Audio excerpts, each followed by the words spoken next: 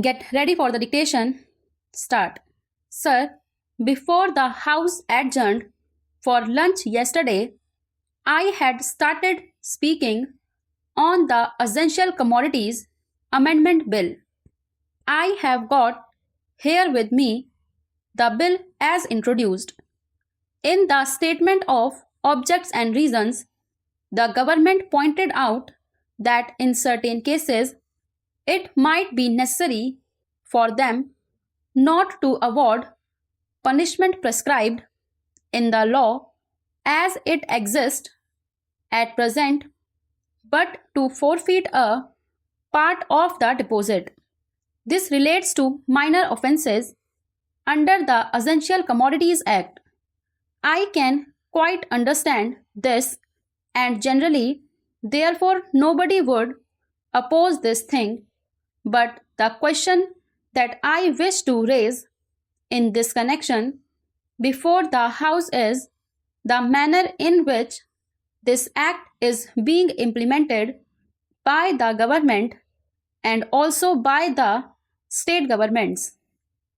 I mention the state governments because here is a measure which is sponsored by the Ministry of Food and Agriculture, and in regard to many aspects of which I believe the central government has concurrent jurisdiction, but much is left to the states.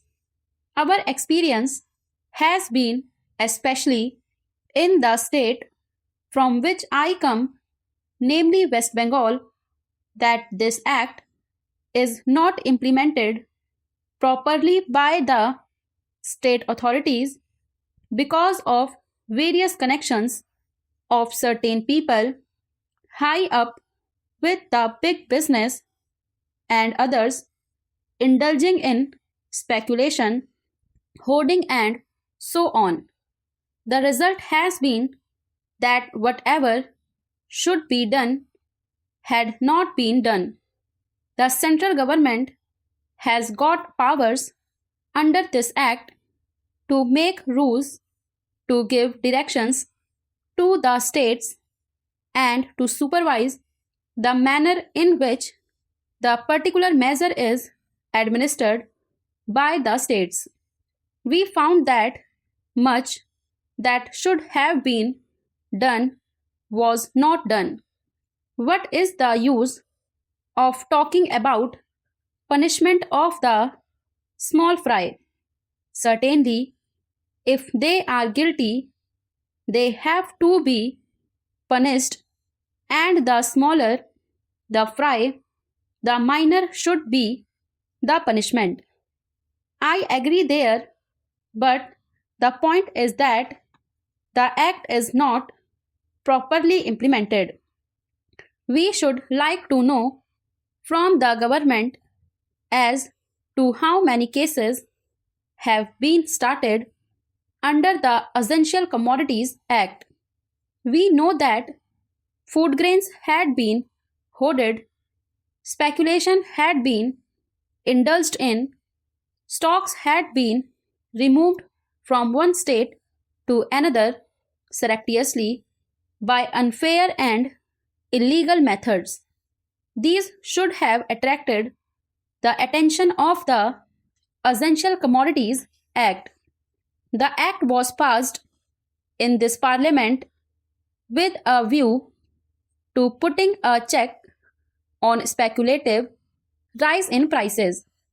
When it came to the question of practical implementation of this measure, we found that the government had failed. Now, government should say something about it. When government seeks to amend an act, it should tell us as to how the parent act, which is proposed to be amended, has been implemented. Is it the contention of the government that difficulty arises because this particular provision is not there in the act? Are government in trouble because they do not know how to deal with the smaller fries? Or is it because that those who are supposed to administer this measure at the state level, at the district level, have thought it fit to ignore it, have thought it fit to bypass it? If any measure of the central government was needed for controlling the price of food grains and ensuring the supply of essential commodities to the community, it is the Essential Commodities Act. I would like the minister to say something on this. I know that he was not here at the time when we passed this measure, nor was he there when the Essential Commodities Act was bypassed by many state governments. In the past, we had drawn the attention of the minister to this problem, and that minister is now happily going to be the president of the Uttar Pradesh Congress Committee. But here, I would like to ask the minister who has stepped into his shoes as to what he is doing in order to see to the proper implementation of this act. How many prosecutions have taken place? The small people, of course, should be dealt with very mildly. I agree and I support the measure, but taking the law as it is today, without this amendment, it empowers government to deal very effectively. So far as the provisions of the law go with the big traders, wholesalers and profiteers, I would like to know as to how they have dealt with them. How many are in jail today? How many have paid fine? How many have suffered imprisonment? How many licenses have been cancelled as a result of malpractices, corruption, profiteering and so on, all of which are provided for under this bill? We are entitled to know. Take us into your confidence in regard to this matter.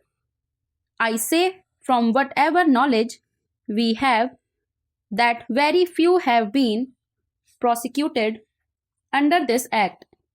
If it is so, it is not because our black market trade has suddenly become white market trade, or those impious people have suddenly become virtuous with the succession in the office of the food minister by a new man.